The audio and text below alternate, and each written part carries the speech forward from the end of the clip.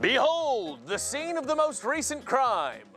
At the beginning of the season, WKYC assigned me to do a commentary following every single Browns game this season. But personally, I think we deserve a break today. So rather than moping about all the terrible stuff that's going on in that building right now, we should be focusing on all the good stuff that's happening in this building. Why should we keep devoting our attention and affection to the frankly unlikable and unsuccessful team that's playing in here, when we could be praising the scrappy, successful, thoroughly likable team that plays here? A team that regularly exceeds expectations, a team that has advanced to the championship series despite having the third lowest payroll in baseball. Now let's compare that to this team that currently features plenty of expensive talent and the highest payroll in the league right now, and still plays like a drunk XFL team every week. I'd also be remiss not to point out the stark difference in likability between the faces of both of these franchises. For the Browns, it's a problematic, underachieving quarterback who has more baggage than Southwest, whereas the face of this franchise is a jovial, perennial all-star who took a hometown discount to stay here and is literally impossible not to cheer for.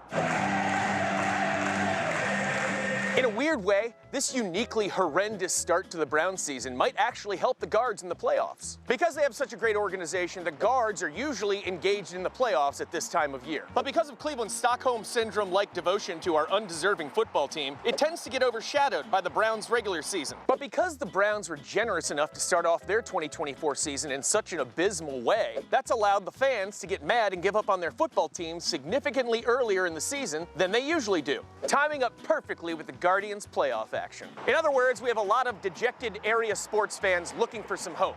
And based on the buzz around town, it does kind of feel like the city might finally be ready to accept that and give this team the support they deserve. I mean, if nothing else, it certainly seems like the Cavs are on board. So there you have it, folks. My in-depth analysis of yesterday's Browns-Eagles game. In summation, they stink. Who cares? Your lovable Cleveland Guardians are in the ALCS against the despicable New York Yankees, and those guys deserve your attention far more than these guys right now. Go Guards. That's Mike, and I co-sign every word of it. Yep. It's crazy. I've never seen apathy sink in quicker on a Browns season. The year they were 0-16 and 1-15, we knew what we were going to get. Right. We knew it. There was, believe it or not, 6 weeks ago, talks of this team making it to the Super Bowl. Yeah, it was buzz. Like everybody was like, oh, we have all the parts, all the things. Yeah. Everybody's coming back together. Nothing. And Mike's right.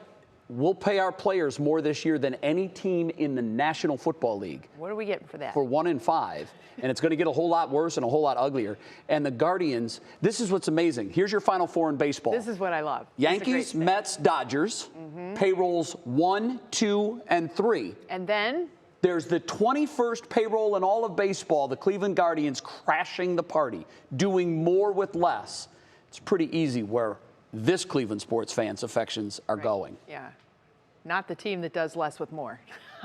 That's their motto, I think. Oops. We do less with more. That's pretty much And the it. Guardians is we do more with less. All right. Meanwhile,